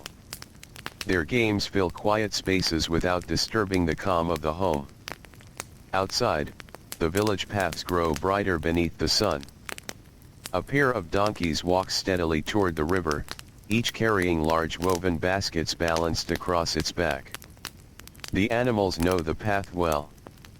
Their ears twitch now and then at buzzing flies. Their hooves raise small clouds of pale dust that drift gently behind them. The man leading them does not pull the rope. He simply walks. The donkeys follow. They have made this journey so many times that they scarcely need guidance.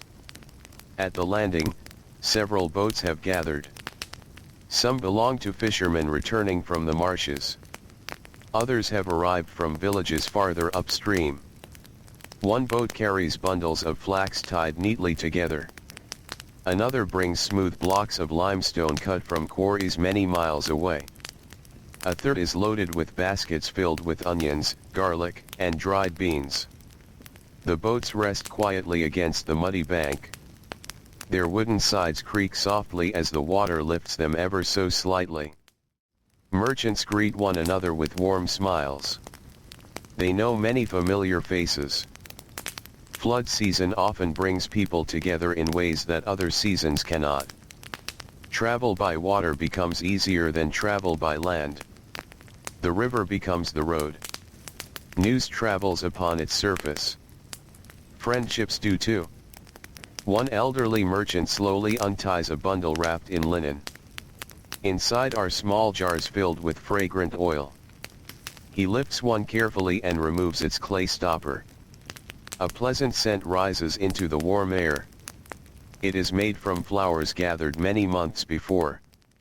The fragrance is gentle, not strong. Several women pause to admire it. One smiles softly. It reminds me of spring. The merchant nods. That was when the flowers were picked. He replaces the stopper with careful hands. Nothing inside the little jar should be wasted. Nearby, a young scribe sits beneath a woven awning, protected from the bright sun. A fresh sheet of papyrus rests across his lap. His reed pen moves carefully. Line after line. Symbol after symbol. He records deliveries arriving by boat. Grain, oil, bundles of flax, clay jars. Each mark upon the papyrus represents careful work completed by many different hands. The farmer who planted, the boat builder who shaped the vessel, the fisherman who guided it through the channels, the merchant who arranged the journey, the scribe who quietly records it all. Each person depends upon another. The village lives because countless ordinary tasks fit together like woven reeds in a basket. A little farther away, beneath the welcome shade of a sycamore fig tree, several older women sit together weaving mats from the papyrus gathered only days before.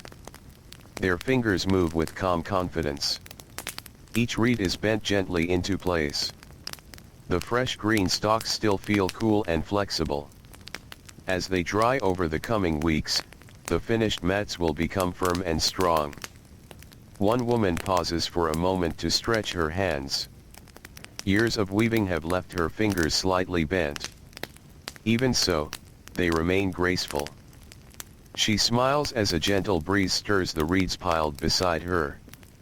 The scent reminds her of childhood, of afternoons spent learning from her own mother. She remembers making mistakes, reeds slipping loose, patterns becoming uneven. Her mother had never scolded her. She had simply smiled and said, "The reeds are patient." Those words have stayed with her all her life. Now she repeats them quietly to a young niece sitting nearby. The girl looks down at her uneven weaving. Then she smiles. She begins again. The lesson continues into another generation. The warmth of late morning spreads across the valley. The flooded fields shimmer beneath the sunlight. Here and there, small islands of higher ground rise above the water. Date palms stand upon them like quiet guardians. Their long leaves sway gently against the cloudless sky. High above, a hawk circles slowly. Its wide wings barely move. It watches the marshes below with calm attention. Nothing escapes its sharp eyes. Near one quiet inlet, Beck has returned with his daughter to check the fishing nets he left earlier that morning. Together they pull the damp cords hand over hand. Water streams from the woven fibers. Tiny silver fish glisten in the sunlight. The little girl watches every movement. Her father works slowly enough that she can follow each step. He points toward a section of the net where one knot has loosened. "If we leave this," he says gently, "the river will find it." She kneels beside him. Her small fingers carefully tighten the knot. Not perfectly, but well enough.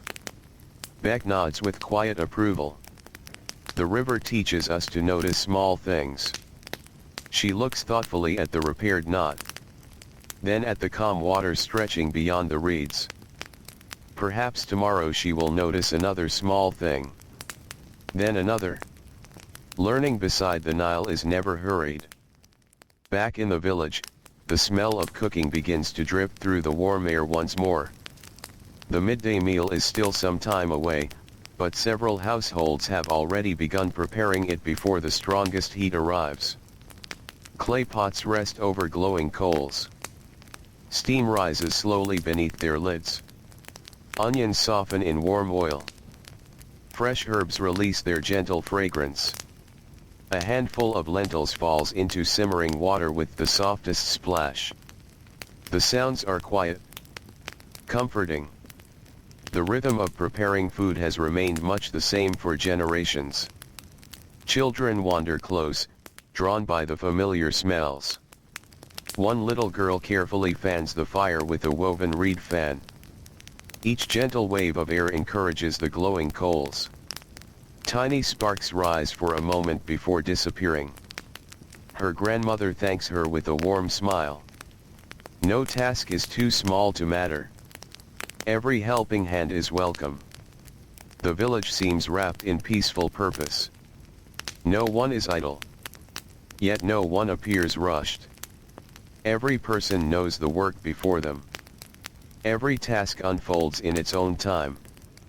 Above them all, the bright Egyptian sun continues its patient journey, while below, the great flood quietly nourishes the sleeping fields beyond sight.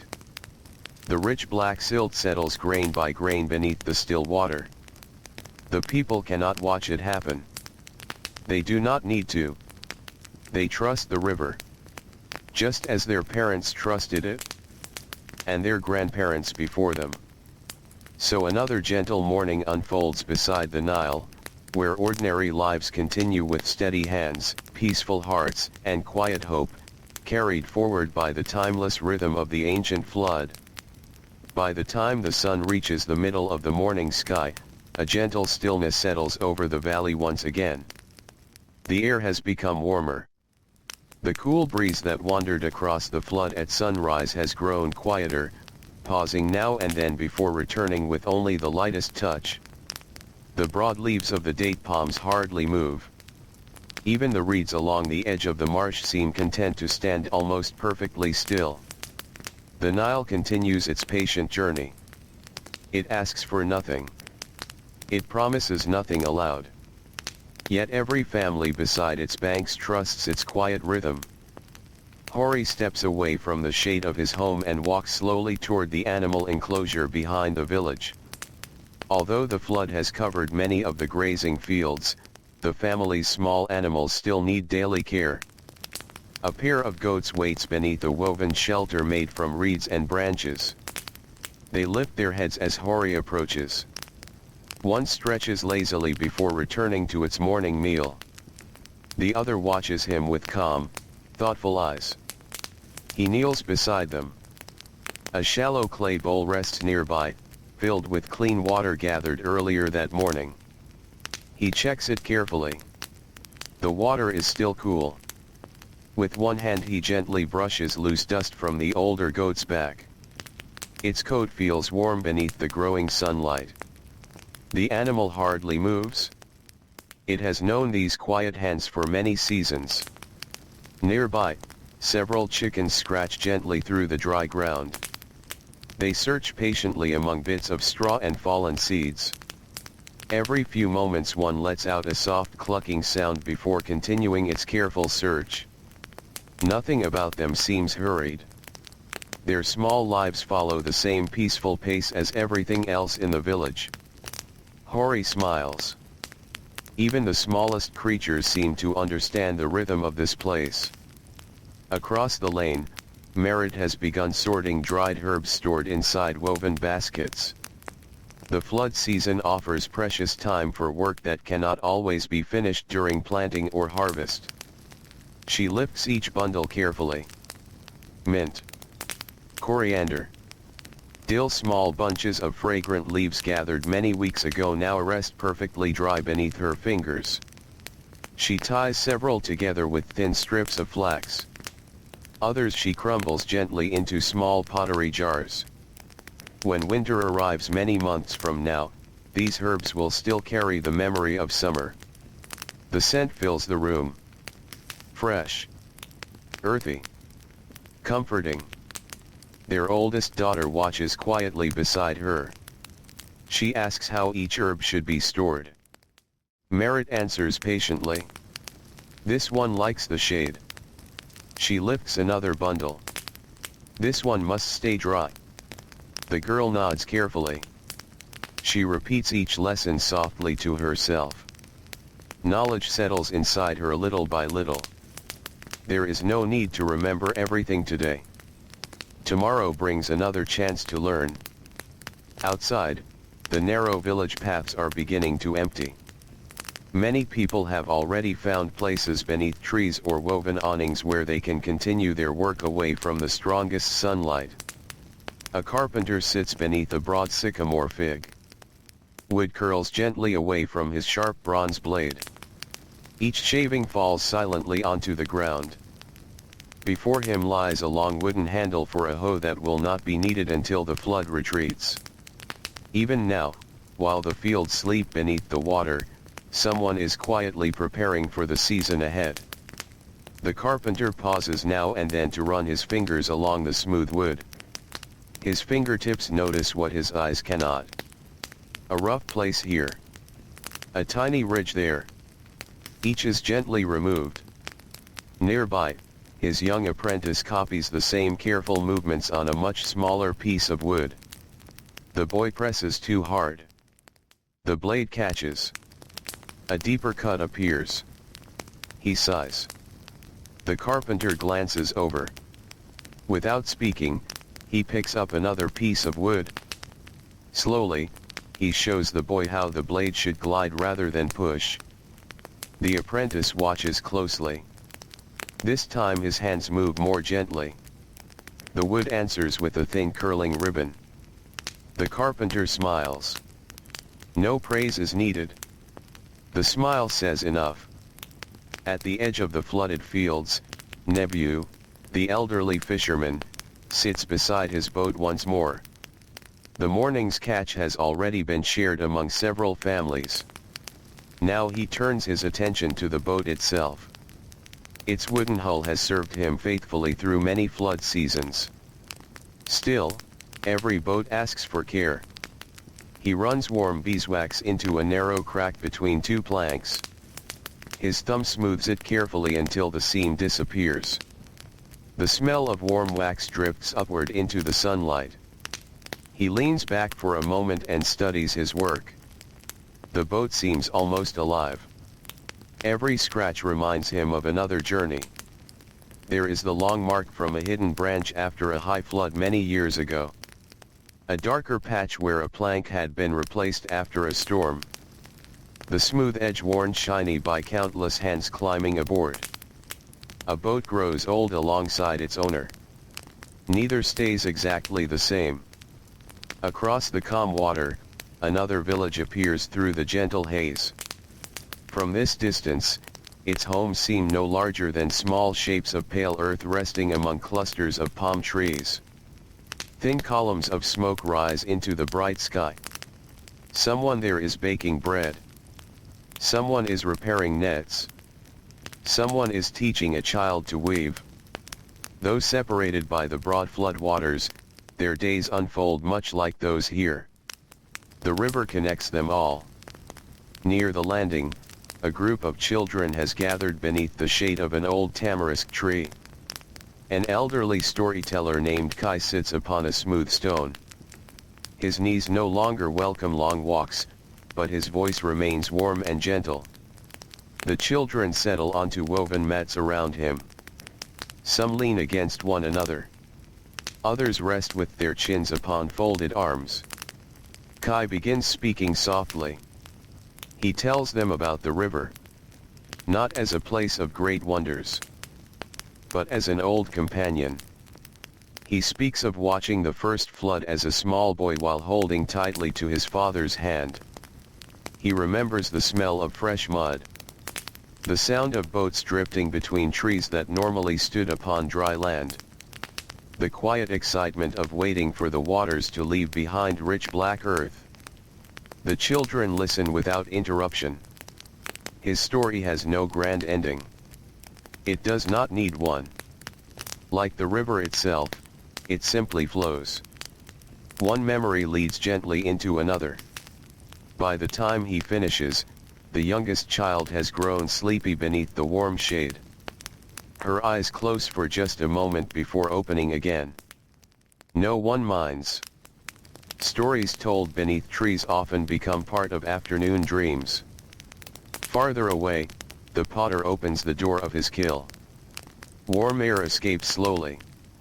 Inside, rows of newly fired jars glow softly with the last of the heat.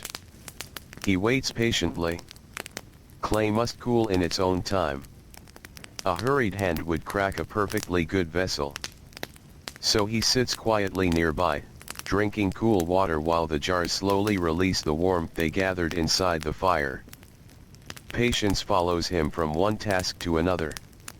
It has become as natural as breathing. A flock of white ibises glides low across the flooded fields. Their long legs trail behind them. For a moment, their reflections move beneath them in the still water.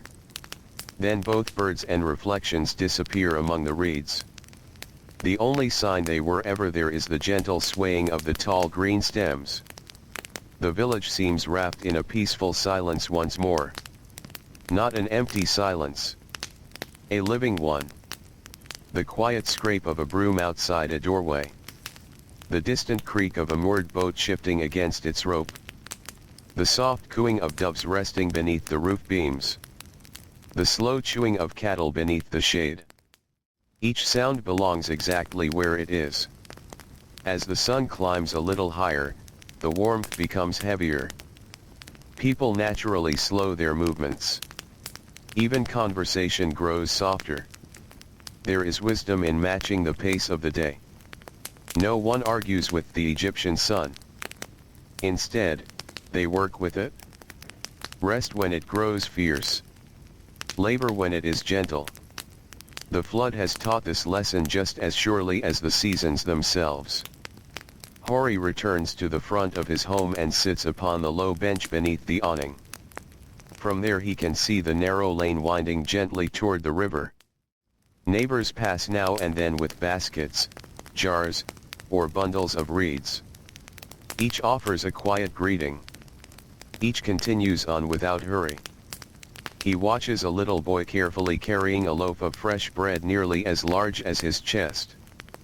The child walks with complete concentration. Two older sisters follow a few steps behind, smiling but allowing him to carry it himself. When he reaches his doorway without dropping it, his face brightens with quiet pride. His mother thanks him warmly. The loaf is placed beside the others. A small task has become an important one. Hori smiles to himself. These are the moments that shape a village. Not only the planting of fields or the gathering of harvests, but the ordinary kindness of everyday life. A loaf carried carefully. A lesson shared patiently. A roof repaired before the rains. A net mended before dawn. While the great flood continues its silent work beneath the shining water, the people above continue theirs with the same calm devotion, allowing another peaceful day to unfold beside the timeless Nile, one gentle moment after another. The day moves gently toward its warmest hours. The sun now hangs high above the valley, filling the sky with a bright and steady light. Shadows have become small beneath the date palms, gathering close to the trunks where only a narrow strip of cool ground remains. The air feels heavier than it did at dawn, and even the breeze seems content to rest for a little while. Across the flood, the water shines like polished glass. The surface is so smooth that clouds, though few, seem to float both above and below. Here and there, the quiet current bends around small islands of reeds, making patterns that disappear almost as soon as they form. Hori remains beneath the woven awning outside his home. The shade is welcome now. A clay cup rests beside him, filled with cool water drawn before sunrise. Tiny drops gather on the outside of the cup, catching the sunlight before slowly slipping down its curved surface. He drinks slowly. There is no reason to rush. The afternoon will be long. Across the lane, an old woman named Tiaa has opened the lid of one of her largest grain jars. The jar is almost as tall as her waist. Its rounded sides have protected wheat through many months of changing seasons. She reaches inside with a woven basket and carefully lifts a measured amount. Not too much. Not too little. Years have taught her exactly how much her household needs each day. The grain makes a soft whisper as it falls into the basket. It is a familiar sound. Comforting. The sound of careful planning. Nearby, her grandson waits patiently. He carries the basket toward the grinding stone without spilling a single kernel. His grandmother notices.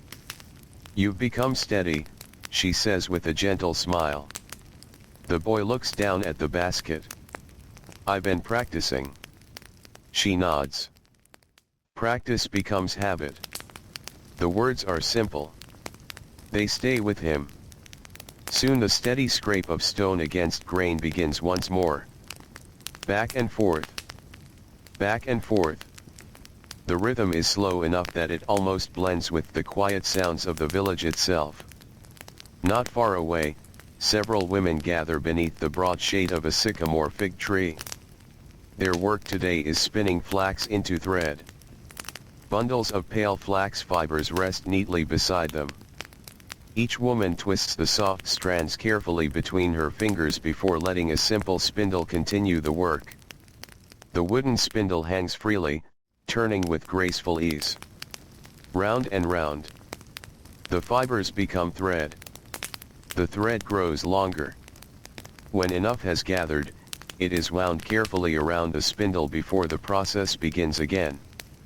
One young girl watches closely. She has tried spinning many times. Often the thread breaks.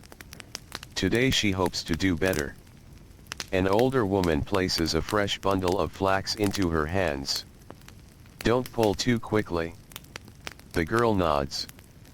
She lets the fibers slide gently through her fingers. The spindle turns. The thread holds. A smile slowly appears across her face. No one claps. No one cheers. The quiet success is enough. The older women continue spinning beside her. Each remembers learning in exactly the same way. Beyond the village, the flooded marshes shimmer beneath the bright sun. A small boat drifts slowly through a narrow channel lined with papyrus. Beck sits near the stern while his daughter watches the water with careful eyes. The fishing nets have already been checked. Now they are simply moving through the quiet channels, observing. Beck points toward the muddy edge of a small island. Look there. His daughter follows his hand. Tiny bird tracks cover the soft mud. Some belong to herons. Others to ducks. A few are so small they could belong only to little marsh birds searching for insects among the reeds. They came before sunrise, Beck says softly.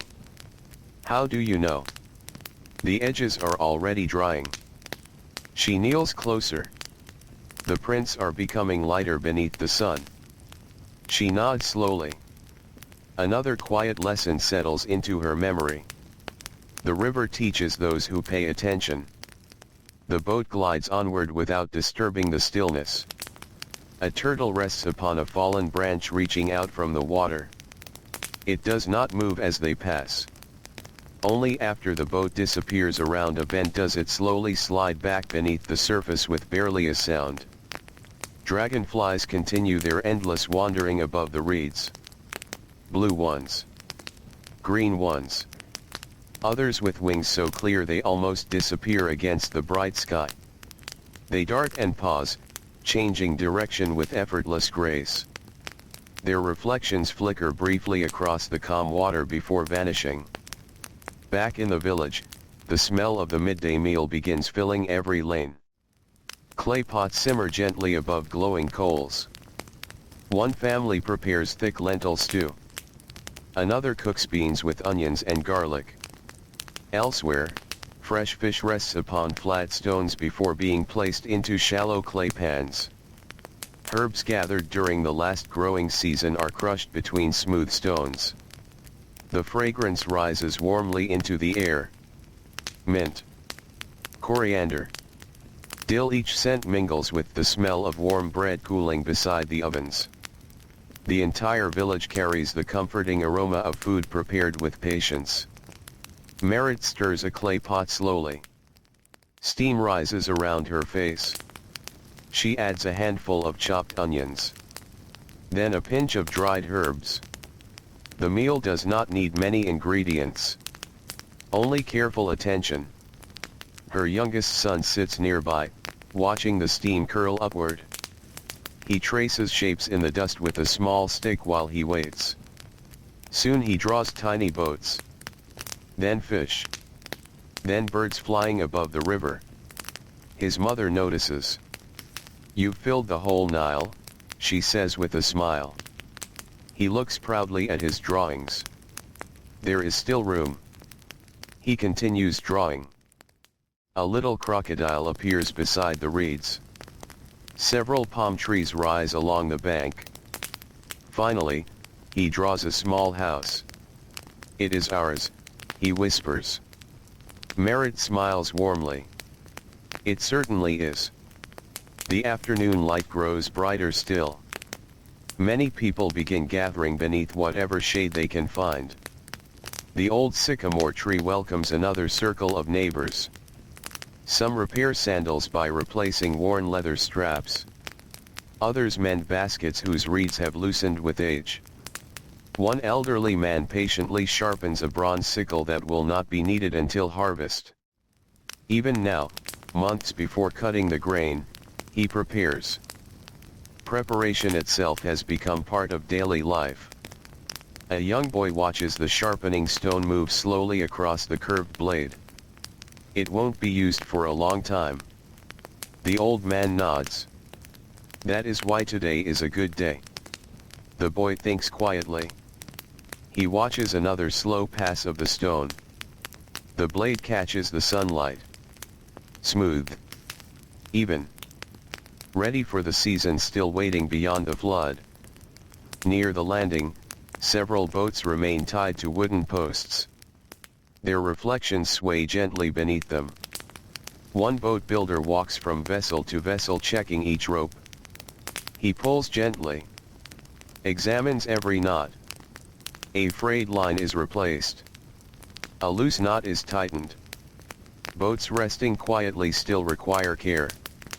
The river never truly sleeps. As he finishes, he rests one hand upon the smooth wooden side of an old ferry boat. The wood feels warm beneath the afternoon sun. He remembers shaping that very plank many years ago. The young tree that became this boat had once grown along the edge of another stretch of the Nile far to the south. Now it carries families, merchants, and farmers gently across the flood. Its journey has simply changed. The thought pleases him. Not every life follows the same path. Yet each may still be useful. The quiet hours continue. The heat deepens. The village slows almost without anyone deciding to slow. Conversations become softer. Movements become gentler. Even the animals seek the comfort of shade. The oxen stand beneath a line of acacia trees, their tails flicking lazily at flies. A sleepy dog stretches beneath a cart before resting its head upon its paws. Cats curl themselves beside cool mud brick walls where the sunlight cannot reach. The entire village seems to breathe more slowly. Above it all, the flood remains calm. Beneath its quiet surface, rich black silt continues settling onto the sleeping fields, grain by grain, unseen but never forgotten. The people cannot watch the earth becoming fertile. They simply trust that it is happening, just as it has every year their parents remembered, and every year before that. The Nile asks for patience. The people answer with quiet faith. And so another peaceful afternoon begins to unfold, carried gently forward by the timeless river, where ordinary hands continue their careful work, ordinary families share simple meals, and the great flood silently prepares tomorrow while everyone lives peacefully through today. The afternoon slowly softens into evening once more. The bright sun begins its gentle descent toward the western desert, and the golden light stretches across the flooded valley. The waters of the Nile, calm throughout the day, now glow with warm shades of amber and copper. Every small ripple catches the fading light before quietly blending back into the stillness. The village settles into its familiar evening rhythm. Smoke rises gently from clay ovens as the final loaves of bread finish baking. Families gather outside their homes where the air feels cooler than it did only a short while before. Children, tired from another peaceful day, lean against their parents with heavy eyelids. Their laughter has become quieter now, softened by the coming night. Hori sits outside his home once again. His hands rest comfortably upon his knees, just as they have after countless ordinary days beside the river. He watches the flooded fields without speaking. There is nothing more that needs to be done today. The river is doing its own quiet work. Deep beneath the calm surface, the rich black silt continues to settle across the sleeping earth. No one can see it. No one can hurry it. Yet everyone trusts that tomorrow's harvest is already beginning in silence. Merit steps outside carrying a small clay lamp. She places it beside the doorway.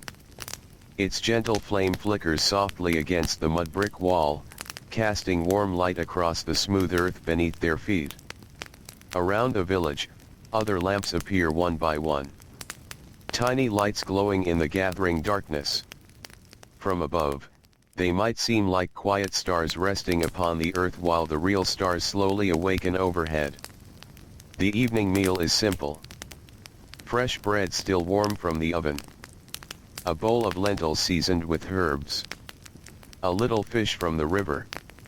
Cool water poured from a clay jar that has patiently held the night's freshness. The family eats slowly. No one rushes. The day has already given everything it wished to give. When the meal is finished, the children grow sleepy. One by one they drift inside.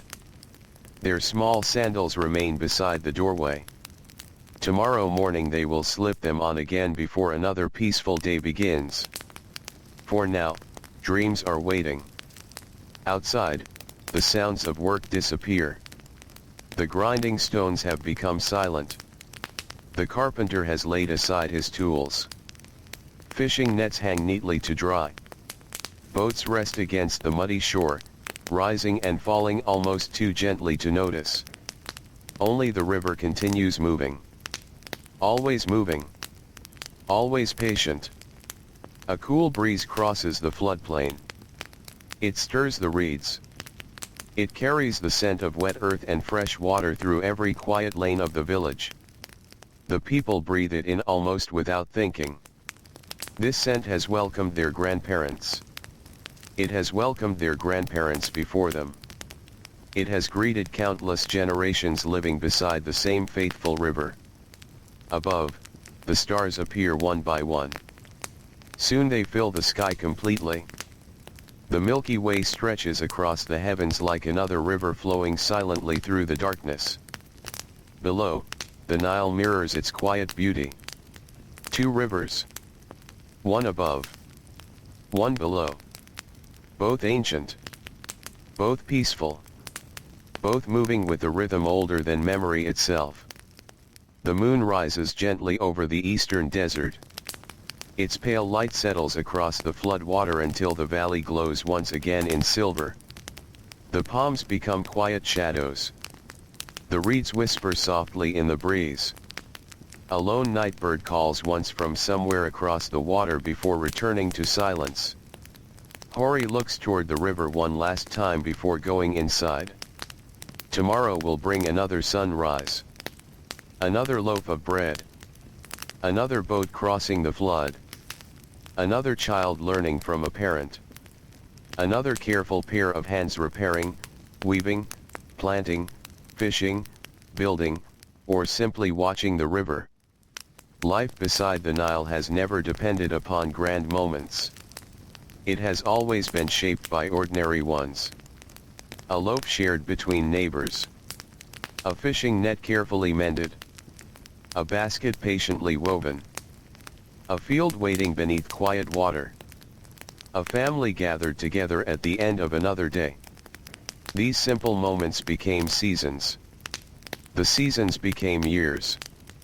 The years became generations. And together they formed the gentle heartbeat of ancient Egypt. Long after names have been forgotten. Long after houses have returned to earth. Long after footprints have disappeared beneath new floods. The river continues. Its waters still rise. Its waters still fall. Its quiet rhythm still echoes across the valley where countless ordinary people once greeted each sunrise with steady hands and grateful hearts. Tonight, that ancient rhythm grows softer. The lamps have gone dark. The village sleeps. The boats rest. The flood lies calm beneath the moon. Only the gentle current continues its endless journey north, carrying the cool water through the silent valley, just as it has for thousands upon thousands of peaceful nights. And as the stars shine quietly above the ancient Nile, may your thoughts drift as gently as the river itself. May the warmth of the desert day fade into the cool comfort of the night. May the whisper of the reeds, the slow breathing of the water, and the timeless rhythm of the great flood carry you softly into restful sleep. The ancient world grows quieter. The river grows quieter. The night grows deeper. And little by little, everything becomes still.